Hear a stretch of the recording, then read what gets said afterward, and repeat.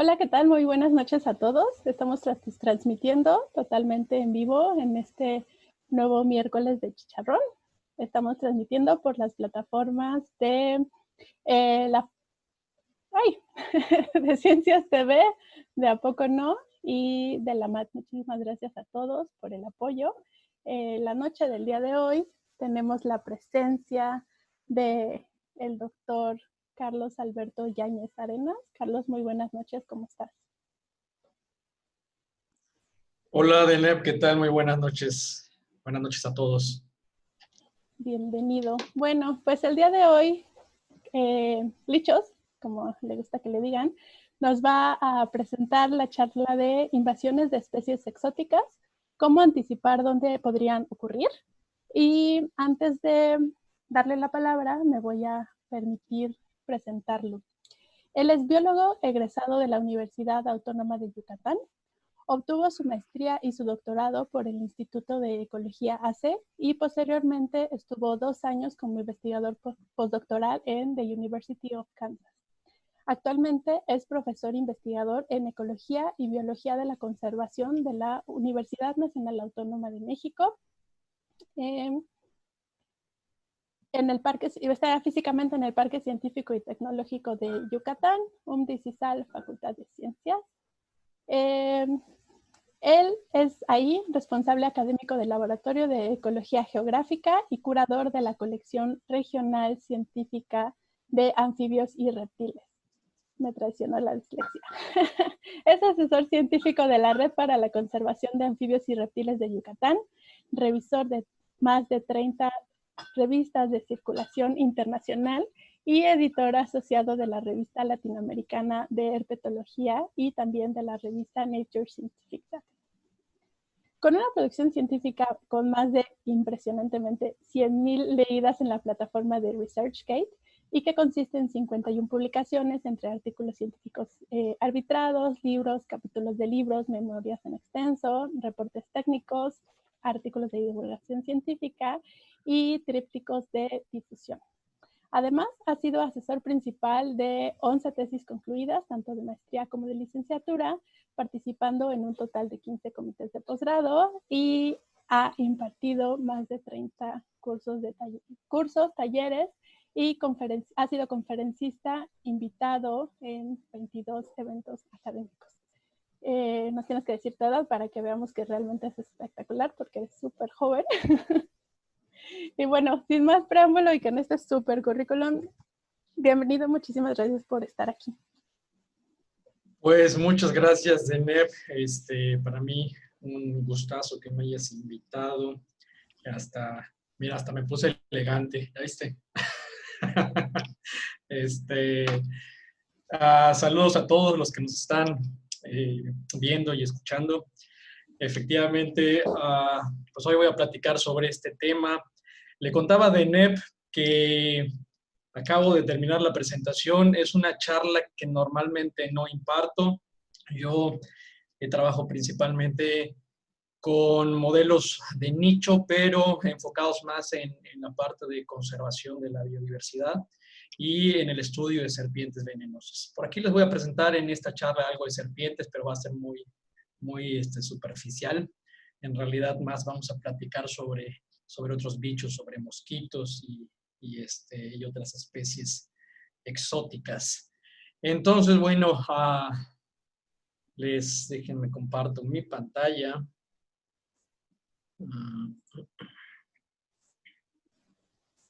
Les recordamos que pueden ir haciendo sus preguntas, mandando saludos y lo que quieran poner en el chat de las diferentes páginas en las que estamos transmitiendo y al final las iremos leyendo para que el doctor nos las conteste. Listo, ¿se ve ya ahí la pantalla? Sí, se ve súper bien. Bueno, me voy a poner mis lentes porque yo estoy bien cieguito. Un poco sucios. Bueno, yo me fui acercando a la pantalla para leer tus semblantes. Sí, sí, sí. Así estamos ya después de tanto traqueteo, ¿no? Bueno, entonces, este es el título que le puse, Invasiones de especies exóticas. Voy a hablar de manera general un poco sobre definiciones que están relacionadas con este tema. Supongo muchos de los que están aquí escuchando han de ser expertos en esto de las invasiones biológicas. Entonces, bueno, ojalá pregunten mucho. Voy de todas maneras a empezar con algunas generalidades, conceptos sobre especies exóticas e invasiones biológicas, para que todos estemos en el mismo canal.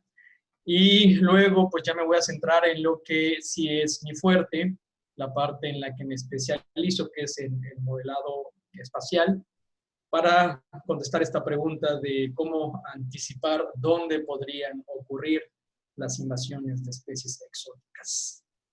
Entonces, comencemos aquí con algunas definiciones, como les decía, para que todos estemos en el mismo contexto.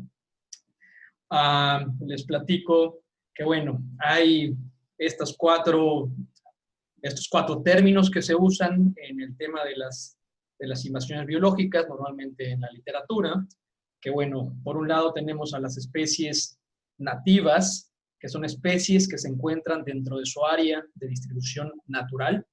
Por ejemplo, el jaguar, este bicho que pues nunca ha salido de lo que es su rango geográfico nativo, entonces, bueno, se podría decir que es una especie nativa del continente americano. Tenemos luego, en este mismo sentido, a las especies endémicas, que son especies nativas que además se encuentran dentro de un área mucho más específica. Ojo que acá el término aplica en relación a una escala espacial. Entonces, por ejemplo, acá la especie que les muestro en la lámina es la iguana de las Galápagos, que es endémica de estas islas de Ecuador. Pero bueno, así como les decía, esto aplica para la iguana en las Galápagos. Por ejemplo, el jaguar se podría decir que es una especie endémica del continente americano, y así tiene que ver con la parte de escala, ¿no? Luego tenemos por acá donde nos vamos a centrar en esta charla, especies exóticas, que son especies que se encuentran fuera de su área de distribución natural. Acá un ejemplo, el eucalipto, que es una especie de Australia, pero que se ha introducido en otras partes del mundo. Y bueno, entonces en esas partes donde está introducido como consecuencia de la translocación por parte del ser humano,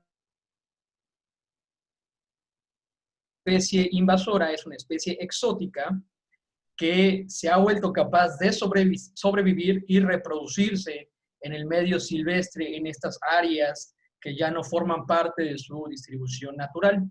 Es decir, primero una especie puede ser exótica, pero para que se vuelva invasora es que tiene capacidades de propagarse, ¿no? de expandirse en el área a la cual es introducida. Entonces, digamos que este es el camino en el cual una especie se vuelve invasora. Empieza primero con su movimiento de su área, su traslocación del área natural, a partir de, a partir de mecanismos que involucran al ser humano. Cuando llega a esta nueva región que está fuera de lo que era su área de distribución natural, las características ambientales del sitio y sus mismas características biológicas van a definir si puede establecerse ya sin la asistencia del ser humano. Y ocurre en algunas situaciones que estas especies exóticas se establecen, pero no logran luego dispersarse. Se vuelven especies exóticas naturalizadas, pero se mantienen en el lugar en el que fueron introducidas. Si estas especies que son naturalizadas y que además luego tienen posibilidades de dispersarse más allá del área en la que fueron introducidas, que eso dependerá principalmente también de las características biológicas de los organismos y de las interacciones ecológicas, las interacciones con otras especies que permitan que estos bichos o estas plantas o lo que sea, estos organismos puedan empezar a colonizar nuevas áreas en el área de invasión. Entonces, si ocurre eso, tendríamos ya una especie que se considera invasora que por lo general causa impacto ecológico, impacto socioeconómico, aunque obviamente eso depende mucho de la percepción, pues, de la comunidad científica. Vamos a pasar a los impactos de las invasiones biológicas. A mí me parece que esto es tan importante que una caricatura tan genial como Los Simpson, bueno, a mí me gustan Los Simpson, haya escrito, bueno, los guionistas hayan escrito 2 capítulos donde básicamente se centra, pues, el tema del capítulo en las invasiones biológicas. Uno donde, pues, la familia Simpson va a Australia y Bart se lleva unas ranas de Norteamérica y entonces, bueno, se vuelve un problemón ahí en Australia con estos bichos, ¿no? Y otro donde Bart se encuentra unas lagartijas exóticas también que, bueno, también empiezan a causar un montón de problemas allá en Springfield. Entonces, bueno, a lo que hago referencia con estas analogías es que pues es un verdadero problema las invasiones biológicas que está presente inclusive en la cultura pop, las caricaturas, en las películas, etc. Y bueno, vamos ya a la parte seria de estos impactos. Se ha identificado en la comunidad científica, se ha reconocido que los impactos de las especies exóticas invasoras pueden ser de distintas índole. Por ejemplo, disminución de la riqueza y abundancia de las especies nativas. Por ejemplo, esto que les muestro acá en la figura, en la foto de la izquierda, es lo que está sucediendo en los Everglades, en Florida, donde las pitones africanas y asiáticas están causando verdaderos problemas ambientales a partir de que fueron liberadas hace unas décadas, accidental, intencionalmente. No se tiene mucha certeza sobre pues, por qué se liberaron. Y bueno, ya están comiéndose inclusive a los alligators de ahí de esa región. Están causando problemas fuertes de competencia con otras serpientes locales, depredación sobre muchos de los animales que habitan en esa región. Y bueno, el mismo Departamento de Caza y Pesca de los Estados Unidos ha considerado ya que esta infestación de pitones exóticas ya es imposible de erradicar, entonces lo que hacen es tratar de controlar las poblaciones. Y bueno, el caso de especies exóticas domésticas como los gatos, los perros que luego se vuelven ferales y que consumen y matan millones de animales silvestres cada año. Entonces, bueno, esto provoca problemas enormes en la biodiversidad y en las poblaciones de los organismos nativos. Tenemos también la pérdida de los servicios ecosistémicos, por ejemplo, especies que que se propagan ampliamente, rápidamente y empiezan a provocar muerte en atractivos turísticos, como por ejemplo los arrecifes, alteraciones en los ciclos de nutrientes y aumento de frecuencia de incendios forestales. Algunas plantas causan este tipo de problemas. Cambios en el paisaje a la hora de que estas especies invasoras llegan a estos nuevos territorios y empiezan a afectar la riqueza taxonómica de especies y la biodiversidad, pues también se empieza a producir una homogenización en el paisaje y entonces estas especies invasoras empiezan a dominar los ecosistemas. Daños a la salud humana. Aquí les presento al mosquito tigre asiático, una especie que está prácticamente ya en todo el mundo, está ya en México, y que provoca un montón de enfermedades, entre ellas chikungunya, zika, malaria, dengue, y bueno, pues no es nativa de nuestro continente. Esta es la avispa europea, germánica, que bueno, es considerada peligrosa para las personas, puede llegar a atacar al ser humano y también tiene una competencia directa con las abejas nativas, causando un montón de problemas. Y bueno, otra serie de especies que causan daños, que pueden provocar daños en la salud humana. Y por último, pérdida en la producción de los cultivos, que esto puede ser tal vez el impacto más más fuerte desde una perspectiva económica para los seres humanos, porque son millones de dólares, euros, pesos, lo que se pierde cada año por el efecto de plagas que provienen de otras regiones del mundo. Acá unas cifras que resultan alarmantes sobre esto de los impactos de las especies exóticas invasoras. Por ejemplo, las especies invasoras son la primera causa de pérdida de biodiversidad en las islas del mundo. Son la segunda causa de pérdida de biodiversidad, ya hablando de todos los ecosistemas. Y, por ejemplo, en México son la tercera causa de pérdida de la biodiversidad. Acá nada más les presento un recuadro, ya está desactualizado, lo conseguí del 2013, seguramente se han incrementado estas estimaciones, pero nada más para que se den una idea, que globalmente la pérdida económica debido a especies invasoras está en aproximadamente, bueno, estaba en 2013 en aproximadamente 1 trillón de euros por año. Y bueno, acá algunos de los países en donde se han producido mucho más impactos, o incluso también esto debe tener que ver con los países en donde se estiman los impactos, ¿no? También. Eso también es importante recalcarlo. Pero acá les muestro un ranking de los países con más especies invasoras. Por acá México está en el lugar número 11. Y bueno, pasando a otro tema, estas diapositivas las agregué porque ahora, hace unas semanas que estuve impartiendo un curso sobre modelos espaciales, sobre modelos de nicho y distribuciones geográficas, surgieron estos temas porque hacemos estudios de este estilo con estas herramientas, sobre la diferencia entre invasión biológica versus colonización natural.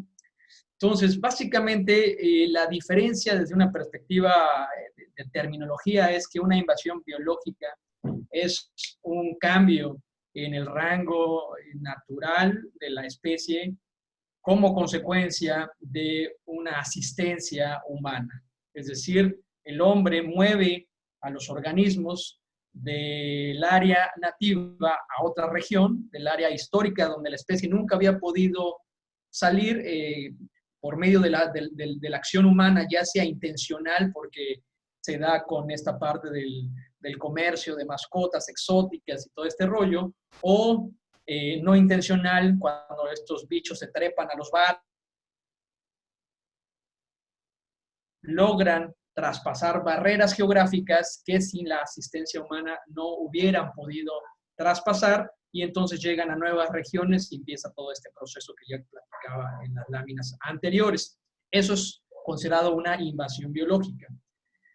Colonizaciones naturales son los procesos de expansiones en los rangos geográficos de las especies que ocurren de manera natural, que han ocurrido durante toda la historia de este planeta, que conforme ha ido cambiando el clima y conforme han ido cambiando la estructura geológica del planeta, pues también estas especies van rastreando las condiciones que les permiten sobrevivir y van colonizando nuevos ambientes, pero en procesos que normalmente son mucho más tardados que lo que ocurre con las invasiones biológicas. Acá les pongo un ejemplo nada más de un trabajo reciente donde unos colegas, bueno, Tom Peterson, que fue mi asesor en el postdoctorado, con una de sus estudiantes de doctorado, muestran cómo se dio el proceso hipotético de invasión de la víbora de cascabel tropical desde estar distribuida hace miles de años solamente en el norte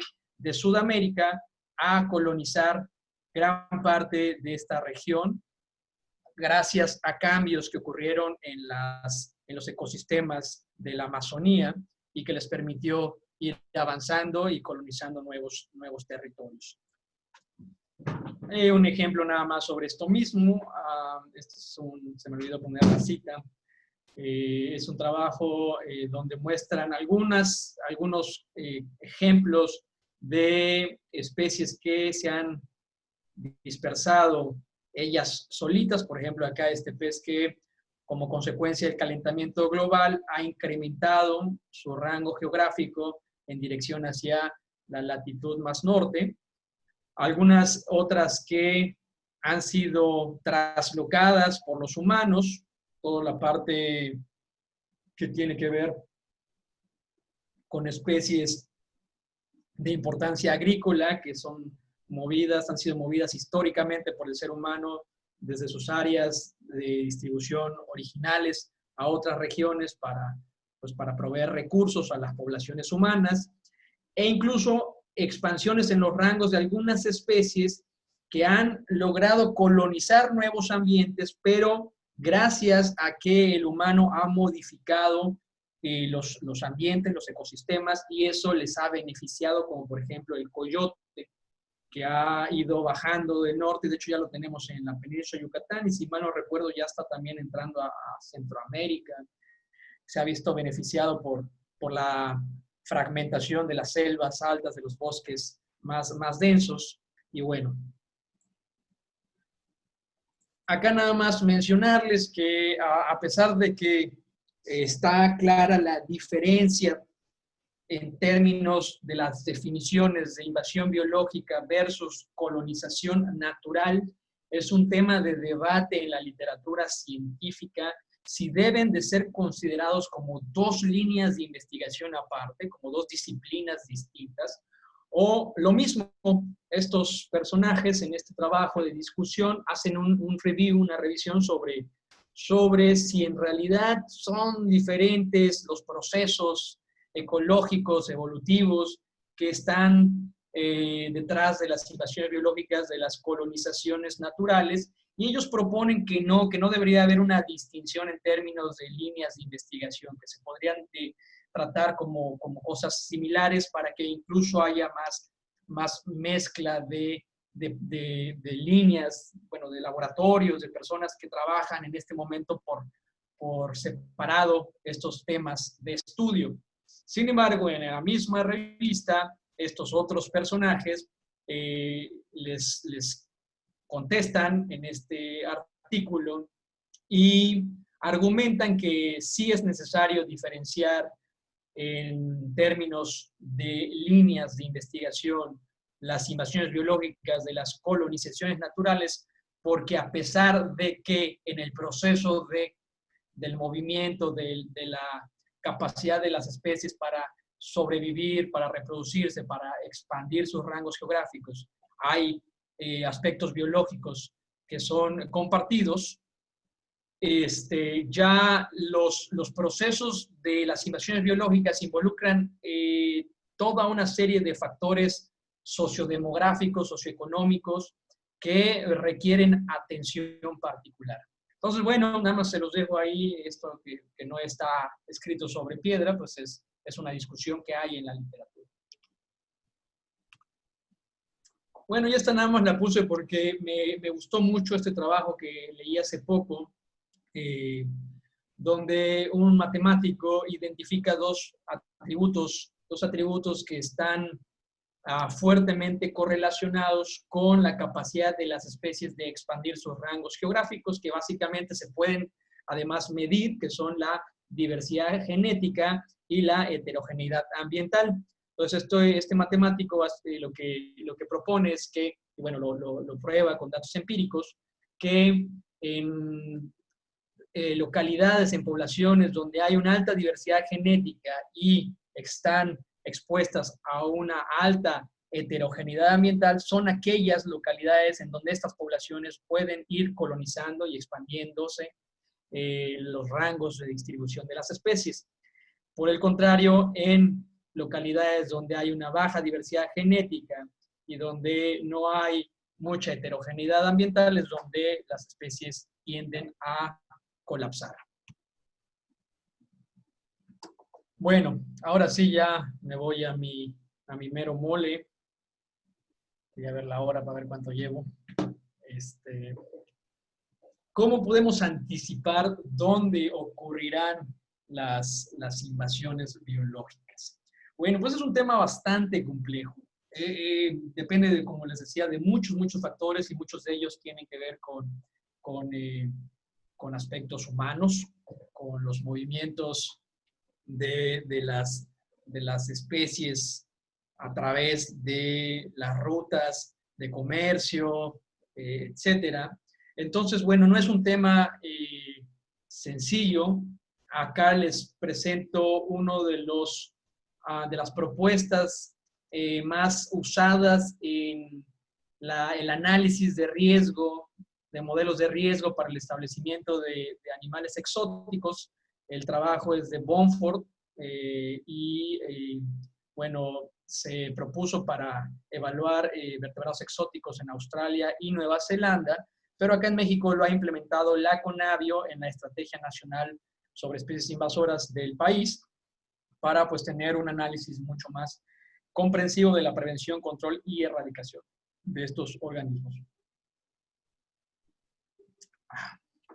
Entonces, bueno, aquí les presento en esta parte abajo de la lámina 3 de las variables, bueno, de los factores que se evalúan en este tipo de modelos de riesgo.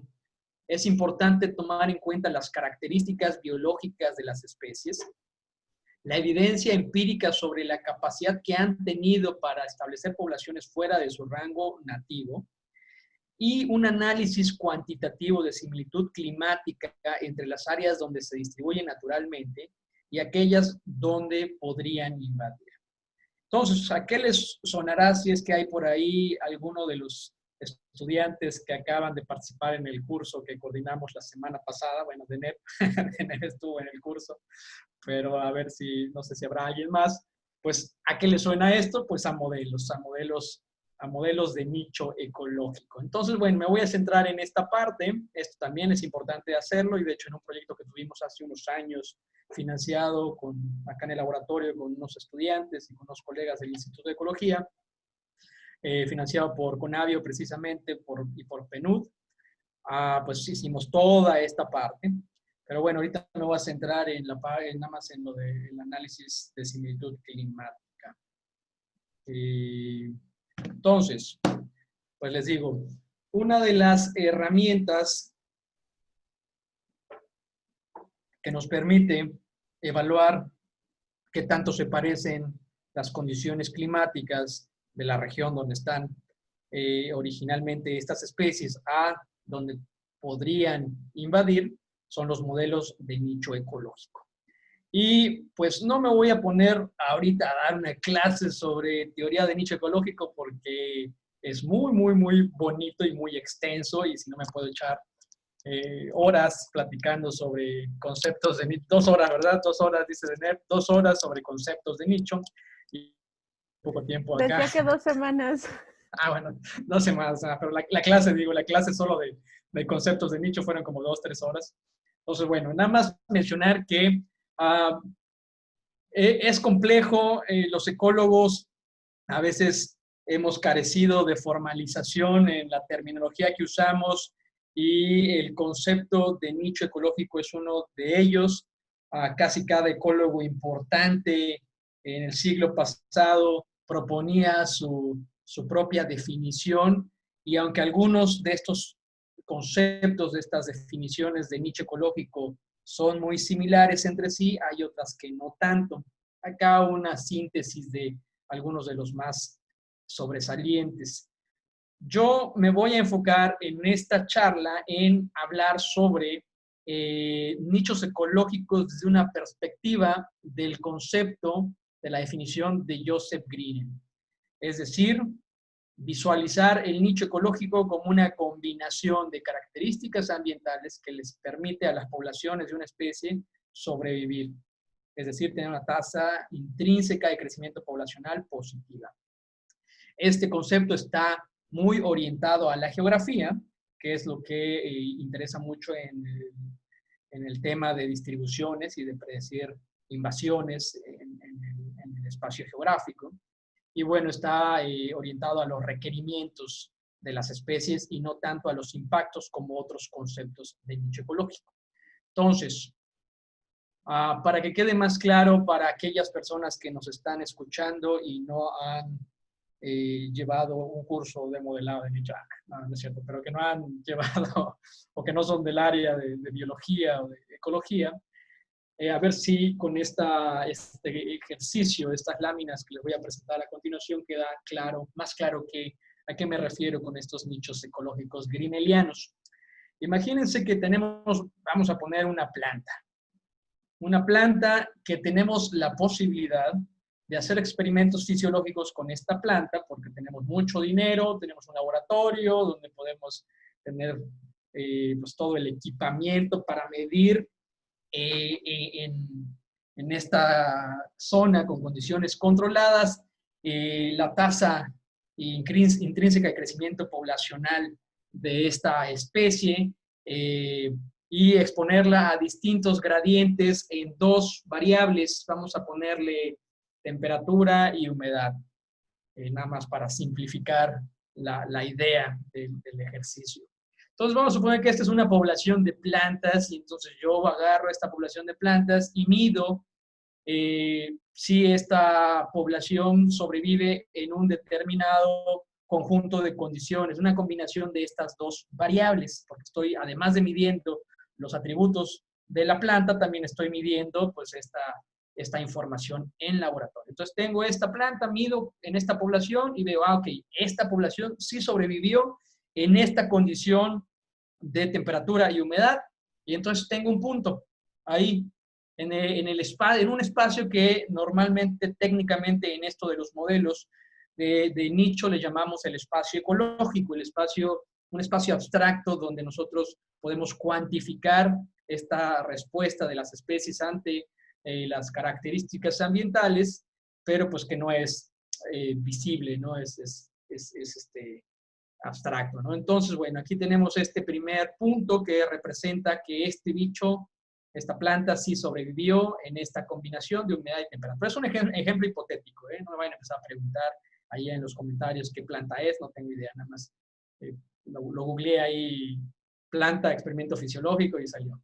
Entonces, bueno, obviamente con un solo punto yo no puedo saber gran cosa sobre la tolerancia de esta especie ante estas dos dimensiones, ante estas dos variables del nicho, ¿no? La humedad y la temperatura.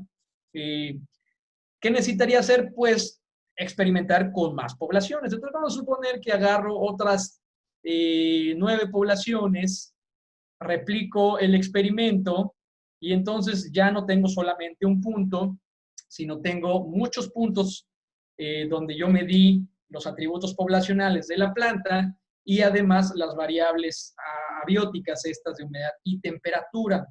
Y luego además volví a medir en otra serie de experimentos donde la especie no pudo sobrevivir. Entonces yo tengo aquí marcado los puntos donde la especie logró estar presente en el experimento y puntos que no voy a graficar aquí nada más para no complicar más el ejercicio, donde la especie no pudo sobrevivir, entonces no los voy a poner acá en la gráfica, porque no sobrevivió la especie. Entonces, pues es bastante intuitivo pensar que si hablamos por ejemplo, en la dimensión de acá abajo, la temperatura, la tolerancia fisiológica de este bicho, pues está determinada por este rango. Parece ser que es una especie que, bueno, si suponemos que este es todo un gradiente de temperatura, de menor temperatura a mayor temperatura, la tolerancia de este bicho está asociada a temperaturas un poquito más bajas. Y más allá de este límite, pues yo no fui capaz de, en mis experimentos, identificar empíricamente que esta especie puede sobrevivir, por lo tanto, asumo que su tolerancia ante esta variable es hasta acá y hasta acá, ¿no? En todo sería la amplitud de su nicho en esta variable. Entonces, como tengo yo una segunda variable, puedo hacer lo mismo con la humedad y puedo sacar los rangos también de tolerancia fisiológica de mi especie hipotética y a partir de esto yo puedo asumir que el área que está dentro de estos rangos, en estas dos dimensiones, sería el nicho bidimensional de esta especie. Entonces, bueno, no sé si con esto ya va quedando claro qué es esta idea de nicho greeneliano, bueno, del nicho en este espacio abstracto. Sabemos obviamente que esto es una simplificación muy burda de lo que ocurre realmente con los organismos. Entonces, realmente los nichos son multidimensionales, son muchos ejes los que tienen un efecto sobre sus poblaciones, pero pues esto es difícil de conceptualizar, por lo menos en un ejercicio. Podría ponerle una tercera dimensión aquí, pero bueno, nada más era para que quedara muy, muy simplificado y claro a qué me refiero con el nicho ecológico. Entonces, esto es en el espacio ecológico, pero este conjunto de condiciones pueden estar presentes en la geografía o van a estar presentes en la geografía. Entonces, a partir de esto, yo podría identificar cuáles son las regiones del planeta donde se cumplen estas combinaciones de valores de estas dos variables. Y eso ya me puede empezar a dar una aproximación de dónde sería el potencial invasor de esta especie, ¿sí? Ahora, sabemos bien los que trabajamos con esto que los nichos, bueno, hay hipótesis y teorías fisiológica y matemática que apunta a que los nichos pues no son figuras rectilíneas, sino más bien son figuras convexas por la interacción entre las mismas variables. Entonces, bueno, vamos a seguir con esa misma lógica y vamos a asumir que entonces nuestro nicho sería un elipsoide. Porque hay combinaciones donde interactúa la humedad y la temperatura, en donde esta especie ya no puede sobrevivir. Es decir, para ese valor de temperatura, la especie sí puede sobrevivir, pero en el momento en que ese valor de temperatura interactúa con ese valor de humedad, entonces ya produce un efecto negativo para la población de la especie. Entonces, bueno, este sería nuestro nicho hipotético y esto es lo que desearíamos tener caracterizado, estimado, saber estos límites fisiológicos de los organismos para poder proyectarlos en mapas, identificando dónde están representados los valores de estas variables en el mundo y a partir de eso tener una estimación de la distribución potencial de las especies. Ahora, este tipo de modelos de análisis fisiológicos, pues son muy chéveres porque nos dan un conocimiento bastante profundo sobre los mecanismos que definen la respuesta de las especies ante estas variables ambientales, pero pues desgraciadamente no pueden ser aplicados a cualquier organismo, ¿no? No creo que nadie logre conseguir tramitar permisos para hacer experimentos fisiológicos con el oso panda o con la vaquita marina o con alguna especie que sea carismática o que tenga algún nivel de riesgo de extinción. Entonces, este tipo de experimentos fisiológicos que nos han dado un conocimiento bastante profundo sobre las respuestas de las especies ante las condiciones ambientales, generalmente se hacen por ejemplo, no creo que haya una sociedad protectora de cucarachas, entonces, bueno, yo creo que con cucarachas podría uno hacer este tipo de análisis para caracterizar nichos en el sentido estricto de los límites fisiológicos de tolerancia de las poblaciones. Pero bueno, como no existe esto para muchos organismos, no se puede aplicar, además de que requerimos infraestructura para poder hacer este tipo de experimentos y una serie de cosas, tiempo, existe otro tipo de modelos que se llaman modelos correlativos de nicho ecológico, en donde nosotros más bien, en vez de traer esta información a partir de estos experimentos bajo condiciones controladas del laboratorio, nos vamos directamente a la vida silvestre para estimar cuáles son las características ambientales de la información que queramos, porque hoy en día existen coberturas globales de clima, es decir, nosotros nos podemos parar en cualquier parte del planeta y preguntarle a un sistema de información geográfica cuál es la temperatura promedio anual en ese punto, y así de otra serie de atributos ambientales, topografía, vegetación, radiación, etcétera. Entonces nosotros podemos preguntarle a un sistema de información geográfica o a un modelo cuáles son las características ambientales que están asociadas a las presencias de las especies en la geografía, es decir, a los registros donde los bichos han sido observados ahí en la vida natural, en la vida silvestre. Y básicamente eso es como operan los modelos correlativos de nicho, es decir, uno tiene consigue un conjunto de presencias de las especies, es decir, de localidades con coordenadas geográficas en donde se ha observado ese bicho que me interesa estudiar, y un conjunto de información ambiental. Y como su nombre lo indica, lo que hacen este tipo de modelos es correlacionar esta información de las presencias con la información de los predictores ambientales, es decir, de los atributos ambientales, para modelar los nichos ecológicos. Y bueno, esta parte es muy, muy compleja, no la voy a detallar, hay muchas cosas técnicas detrás de esto, hay un montón de métodos para modelar los nichos, métodos de regresión, métodos de envolturas ambientales, de aprendizaje de máquina, etcétera.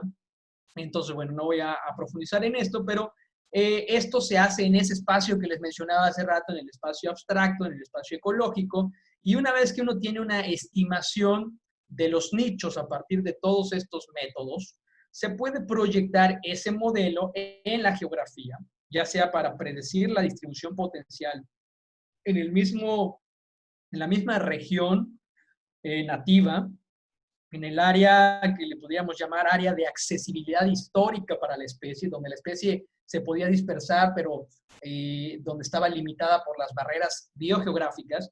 Pero también podríamos proyectar este mismo modelo, por ejemplo, aquí, este modelo que es del sudeste asiático, lo caracterizamos y lo podemos proyectar a otras regiones del mundo, por ejemplo, a Estados Unidos, para identificar cuáles son las condiciones ambientales en Estados Unidos que se parecen a donde ha sido observada la especie en su área nativa, que básicamente es lo que les platicaba cuando hablaba al principio de esta sección de la charla.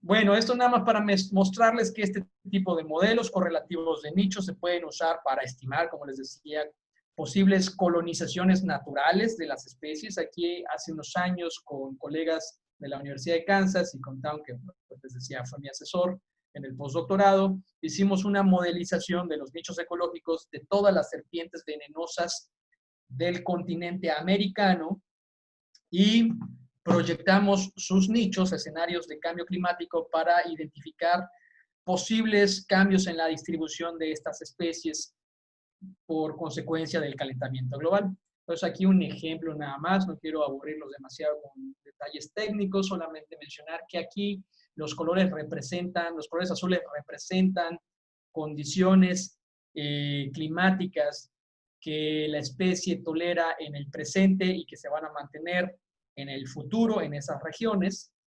Los píxeles de color, bueno, las áreas de color verde representan zonas con condiciones climáticas favorables para esta especie actualmente, pero que no van a tener condiciones favorables en el futuro, entonces son áreas de posible contracción de la distribución, y todas las coloraciones más calientes, roja, naranja y amarilla, representan áreas donde existen condiciones climáticas, donde hoy en día las condiciones climáticas no son favorables, pero en el futuro, por consecuencia del calentamiento global, estas áreas van a tener condiciones climáticas favorables, y entonces, al menos desde una perspectiva climática, esta especie que les presento como ejemplo en esta diapositiva tendría potencial de incrementar su rango geográfico hacia el norte. Bueno, este tipo de mapas los hicimos para todas las serpientes venenosas del continente. Ahora, eso, pues les decía, no es una invasión biológica desde la terminología que les platicaba hace rato, más bien es una colonización natural, pero también hemos trabajado en el laboratorio con este tipo de modelos correlativos de nicho en la predicción de áreas potenciales para especies invasoras como el mosquito tigre asiático, que es la especie Aedes albopictus, una especie que está identificada como una de las más dañinas, de las especies invasoras más dañinas del planeta, por varias razones, porque se ha logrado distribuir hoy en día por un montón de países y porque además, les mencionaba anteriormente, transmite un montón de enfermedades. Entonces, bueno, aquí con una serie de colegas del Instituto Nacional de Salud Pública, y también de la misma universidad y algunos de mis estudiantes, lo que hicimos fue caracterizar la idoneidad ambiental, la favorabilidad ambiental de esta especie en México, basándonos en modelos regionales y globales de nicho ecológico. Acá nada más mostrarles una de las figuras del artículo en donde lo que fuimos viendo es cómo cambiaban las predicciones en la distribución de las condiciones favorables para esta especie a partir de la construcción de estos modelos a través del tiempo, utilizando los registros que se encontraban solamente entre 2002 y 2006 y la proyección de ese modelo al resto del país. Luego de 2002 a 2011 y luego de 2002 a 2016, que fue cuando publicamos el trabajo. Si se podrán dar cuenta, para el país son malas noticias porque básicamente todo México tiene condiciones favorables para este mosquito. Y bueno, efectivamente, hasta donde he seguido un poco las noticias, el bicho ya se está distribuyendo en zonas que no estaba reportada en 2016 y que ya se ha documentado en los últimos 4 años. Acá, bueno, también hicimos análisis sobre las variables ambientales que resultaban más importantes para explicar su distribución de este mosquito. Y bueno, este es un análisis de nicho, pero utilizando información de todo el mundo. La diferencia entre estos modelos es que acá buscamos identificar el detalle de las características ambientales asociadas a la presencia de la especie en el momento ya de la invasión. Entonces, obviamente estamos perdiendo información de poblaciones que están en el resto del mundo que pudieran aportar pues, datos para identificar la tolerancia climática de esta especie. Entonces, siempre es importante que cuando uno quiere construir modelos que aproximen lo más que se puede la tolerancia fisiológica de una especie, tenga la mayor cantidad de localidades posibles, ¿no? Entonces, esto fue lo que hicimos acá. Y fíjense que ya cuando calibramos modelos, cuando construimos modelos con datos de todo el mundo, pues las condiciones abióticamente favorables para esta especie, pues están prácticamente representando todo el país, con excepción de algunas zonas muy áridas en Baja California y el norte de México. Este es el modelo de nicho, trabajamos con elipsoides por volumen mínimo. Y aquí la diferencia entre los dos modelos, el modelo regional o nacional, con datos finos de vegetación, de topografía a escala país, y el modelo climático global, utilizando información de las poblaciones de todo el planeta. Otro ejercicio que hicimos hace unos años, que acabó publicándose a principios de 2020, es este donde evaluamos la distribución potencial y las interacciones entre pitones exóticas y pues vertebrados terrestres en México. Esto fue con colegas del Instituto de Ecología de Jalapa. Acá les presento nada más en rojo las áreas que tienen condiciones ambientales adecuadas para las especies. Una de ellas la pitón reticulada, una de las serpientes más, bueno, la serpiente más larga del mundo. Y lo que resultó interesante de este análisis es que no solo proyectamos las distribuciones para ver dónde podrían sobrevivir si es que llegaran a liberarse, ya sea intencional o accidentalmente, sino que además sobrepusimos acá en este ejercicio las localidades en donde nosotros identificamos que estas pitones, alguna de estas especies exóticas de pitones, son vendidas ya sea legal o ilegalmente. Entonces, bueno, este de aquí sobresale porque coincide con una región climáticamente favorable para las especies y que pues además pues hay una tienda de mascotas que vende estos bichos. Y luego además hicimos un análisis de interacciones para estimar cuál podría ser el impacto en la depredación de estas 4 especies sobre todos los vertebrados pues que potencialmente podrían consumir. Y bueno, ya esto es lo último. Entonces, ya para que no se me aburran, nada más quiero platicarles que los modelos correlativos de nicho tienen una limitación bastante importante cuando uno evalúa cuestiones de invasiones, transferencias, se le llama transferencias en la geografía, y es que pues se nos olvida la parte de los efectos. Bueno, no se nos olvida, es difícil incorporar la parte de los efectos geográficos que limitan para muchos organismos en la vida real su acceso a todo el conjunto de condiciones que las especies pueden tolerar.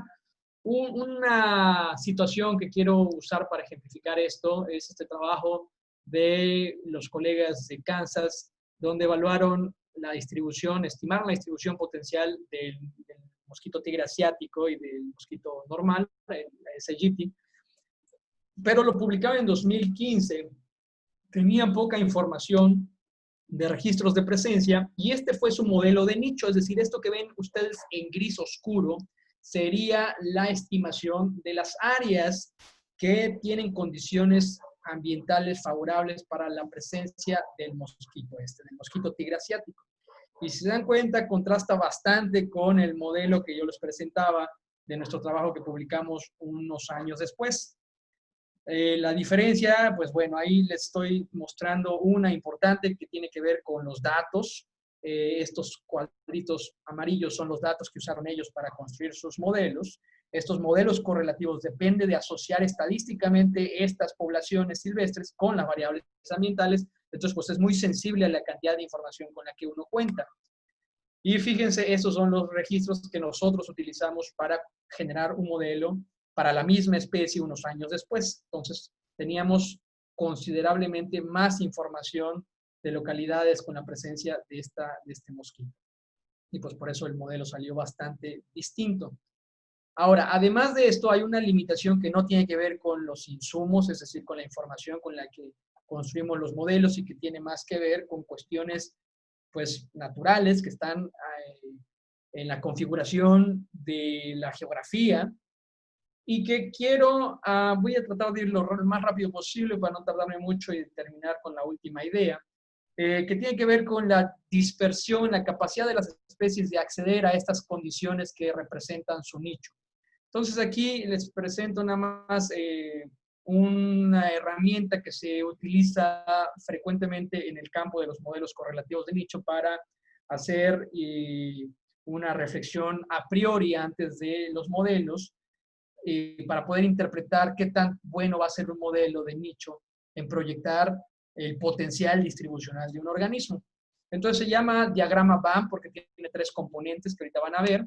Imagínense que esta es la geografía, vamos a suponer que es el mundo. Evidentemente en el mundo existen condiciones heterogéneas, hay zonas más frías, zonas más calientes, etcétera, etcétera. Y cada especie tiene sus particularidades evolutivas que les ha permitido tolerar ciertas condiciones abióticas, ¿no? Entonces, bueno, tenemos todo esto, precipitación, temperatura, radiación.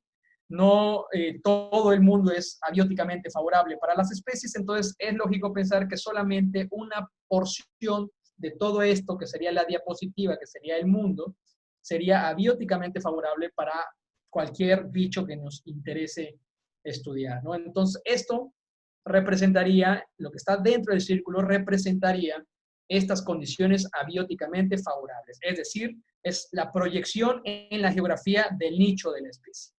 Ahora, no todas las condiciones abióticamente favorables cumplen con las condiciones bióticas adecuadas para la presencia de las especies.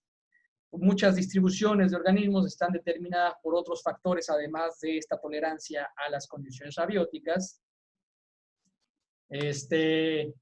Y bueno, estas interacciones producen que existan regiones con condiciones abióticas favorables donde las especies no tienen el componente biótico favorable. Por decir, si es un depredador, a lo mejor está el clima favorable, pero no está la presa, ¿no? Y así. Y luego, además, otro componente extra que tiene que ver con, no voy a detenerme en esto, porque tengo poco tiempo, que tiene que ver con la geografía accesible. Las barreras biogeográficas también determinan la geografía ocupada por un organismo. Entonces, es lógico pensar que para muchos organismos, su área de distribución está determinada por la interacción de los factores abióticos favorables, es decir, la proyección del nicho, los factores bióticos y que las regiones hayan sido accesibles. Puede haber regiones que cumplan con las condiciones abióticas y bióticas favorables para la especie, pero que están más allá de la cadena montañosa o del océano, que la especie no es capaz de pasar, ¿no? Entonces, bueno, es evidente pensar, es lógico pensar que la geografía ocupada por un bicho estaría acá. Entonces, fíjense cómo el problema es que empezamos nosotros a partir de una subcaracterización de la tolerancia abiótica para una especie. Nosotros puede ser que no conozcamos toda esta zona porque la información con la que construimos nuestros modelos correlativos de nicho proviene de esta región. Y eso ya es un problema bastante fuerte, que nosotros en el laboratorio estamos abordando desde una propuesta que creemos que es bastante novedosa, que es a partir del uso de unidades supraespecíficas para poder caracterizar mejor estas tolerancias abióticas de las especies. Y déjenme preguntarle a Deneb nada más, porque todavía creo que me falta un poquito, 5 minutos nada más, 10 minutos. Perdónenme por no practicar estas presentaciones y terminarlas unos minutos antes de presentarlas. Pasan estas cosas, pero creo que esto puede ser interesante porque es novedoso. No lo hemos ni siquiera publicado. Entonces, bueno, esto de las unidades específicas, ¿en qué consiste? Bueno, mencionar que lo estoy trabajando fuertemente con 2 de mis estudiantes de doctorado ahora, 2 chicas colombianas, Yasmín y Sandra, que han estado haciendo pues toda la parte. Realmente ellas son las que han estado trabajando duro en este proyecto, que parte de un supuesto que es básico en las estimaciones de invasiones biológicas a partir de este tipo de modelos. Es un supuesto que se llama conservadurismo filogenético de nicho, que básicamente se refiere a un patrón evolutivo en el que las especies descendientes tienden a compartir una proporción sustancial de las características biológicas y fisiológicas que determinan sus nichos. Es decir, acá lo puedo explicar mejor. Imagínense que tienen una especie ancestral que empieza a mutar y empieza a aparecer una serie de condiciones genéticas que empiezan a diferenciar a algunas de sus poblaciones. Vamos a poner estas verdecitas que les muestro acá en la figura. Y que con el paso de millones de años, estas poblaciones se diferencian lo suficiente para ser consideradas una nueva especie. Son morfológicamente distintas, es decir, físicamente distintas, y también son genéticamente distintas al resto de las otras poblaciones amarillas. Esto obviamente pasa por procesos de mutaciones estocásticas y otra serie de procesos evolutivos, ¿no? Sin embargo, el supuesto de conservadurismo filogenético de nicho, la tasa de diferenciación de las tolerancias ambientales, es decir, de los nichos, se mantiene todavía un poco después de que diferencian física y genéticamente. Entonces, ocurriría algo como lo que ven aquí en el panel de arriba, que haya 2 especies que ya son evidentemente distintas, pero que compartan las mismas tolerancias abióticas, el mismo nicho, ¿sí? Entonces, a pesar de que una especie esté, vamos a suponer, en una región de un lado de la cordillera montañosa y la otra esté en el otro lado, las 2 especies van a mantener el nicho ancestral de la especie que las originó. Eso es una hipótesis y puede ser una situación que ocurra en algunos de los organismos que estudiamos. Ahora, puede ser que no, puede ser que ocurra que la especie diferencie, más bien, que haya una diferencia ecológica en su nicho, que una de las poblaciones se adapten localmente a una serie de condiciones ambientales y eso ocasione que luego diferencien genéticamente y morfológicamente de las otras poblaciones. Aquí es donde se daría una divergencia de nicho ecológico. Entonces, ambas situaciones pueden ocurrir. Lo importante sobre esta propuesta que nosotros estamos haciendo en este proyecto es que a niveles esto va dependiendo de la escala de tiempo y que a niveles de tiempos de especiación hay evidencia que sugiere que las especies hermanas tienden a conservar sus nichos ecológicos, es decir, que en procesos cortos de especiación, cuando se separan dos especies hermanas, pues entonces hay similitud de nichos. Entonces vamos a suponer que tienen esta situación.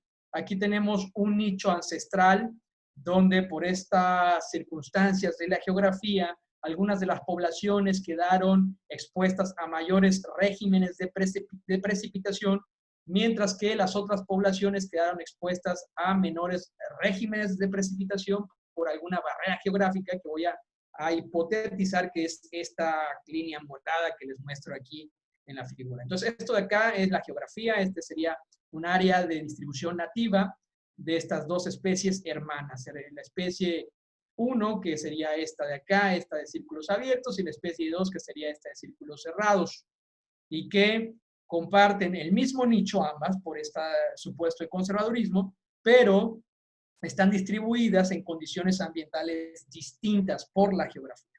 Sin embargo, la invasión ya ocurrió. Vamos a suponer que este es otro continente y las poblaciones exóticas sí están representando todo el nicho, porque normalmente cuando una especie exótica sale de su área nativa, pues se vuelve loca, ¿no? Y empieza a colonizar todos lados.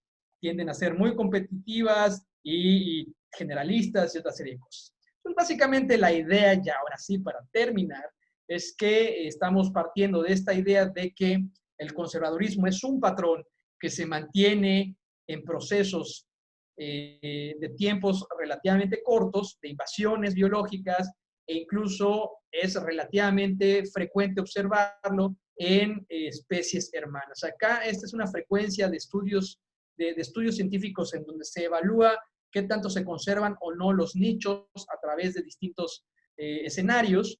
Y pues en gris ustedes pueden ver que lo que significa, dice aquí es sí, es decir, que sí hay conservadurismo en nicho, y en blanco no. Entonces, bueno, el conservadurismo es un patrón que se va rompiendo a través del tiempo, y ya cuando uno va bajando en la historia evolutiva, obviamente tiene que haber divergencia de nicho, porque si no, entonces todos los organismos vivos de este planeta tendríamos la misma tolerancia fisiológica y eso sería imposible. Pero esta es la idea que subyace este proyecto.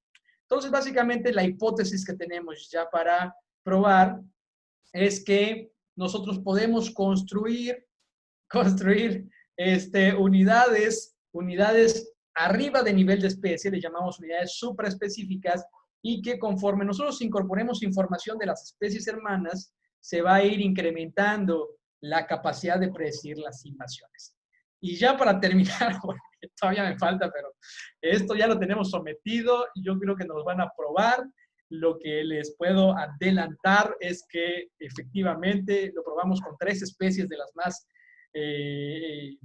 pues, que están causando más problemas en el mundo: el mosquito tigre asiático, el pez león y una trucha, una especie terrestre, una marina y una luz dulce acuícola. Y estamos encontrando que efectivamente cuando nosotros modelamos arriba de nivel de especie, mejoramos fuertemente la capacidad de predecir las invasiones biológicas. Aquí nada más les quiero mostrar esto. Este sería modelar con la especie normal, y cuando metemos a la especie hermana, esto que está en el eje Y es la capacidad predictiva, más capacidad predictiva, menos capacidad predictiva. Y entonces en todos los casos siempre mejoró la predicción en la invasión cuando involucrábamos a la especie hermana. Y bueno, ya con eso termino porque esto ya no me va a dar tiempo. Y muchas gracias a mis estudiantes, a los colegas, que obviamente todas estas cosas que les platicamos en este tipo de charlas no podrían salir sin la participación de todo el equipo. Y bueno, este es el laboratorio para lo que se les ofrezca. Y gracias, Dene, por tenerme paciencia. No, está bien. Muchísimas gracias a ti por esta charla tan interesante, y además por la primicia de que ya nos estás compartiendo información que no está publicada, bueno, que está sometida pero no está publicada, y lo cual está súper interesante. Sí, ni siquiera en el curso se los dije, ¿verdad? No, para nada. Y estuvimos ahí 2 semanas. Sí. Es que, ¿sabes qué? Estaban saliendo cosas ahorita padres ahorita al final, en estas semanas, y dije, ¿lo meto o no lo meto? No, pues ya les platicaré a lo mejor en otra charla me voy nada más directamente a eso y les hablo Sí, sobre unidades súper específicas. sí, está perfecto. Y además nos quedamos atentos del manuscrito para promoverlo en cuanto esté aceptado. Chévere, Yasmín de NEP. Tienes algunas preguntas, pero ya no tenemos tiempo para contestarlas, pero te las puedo pasar y las contestamos en el chat, pero sí te voy a hacer una solamente. ¿Que cuándo es tu próximo curso de modelado en el nicho? Mi próximo curso debería de ser, pues normalmente era todos los junios. Esta vez se impartió en septiembre solamente por el rollo de la pandemia, pero tradicionalmente es en junio. El intersemestre de la UNAM de junio, que si mal no recuerdo siempre es como la primera, segunda semana de junio. Perfecto. Bueno, pues están viendo en pantalla la página de Lichos del Laboratorio de Ecología Geográfica. Yo la conozco, los invito para que vayan y vean ahí algunas de las preguntas que nos hicieron, se pueden contestar con la información de ahí y en el transcurso de estos días haremos que el doctor nos conteste el resto de las preguntas. No se preocupen, sí voy a contestar todas las preguntas, porque como fue mi culpa. Perfecto, pues en lo que nos despedimos hagan el resto de sus preguntitas, porfa. Lichos, muchísimas gracias por tu presentación y por compartirnos. Creo que el mensaje que a mí me gustaría llevar es que esto es una visualización de la distribución potencial de acuerdo a las condiciones favorables. No significa que los mapas que vimos es porque las especies están ahí.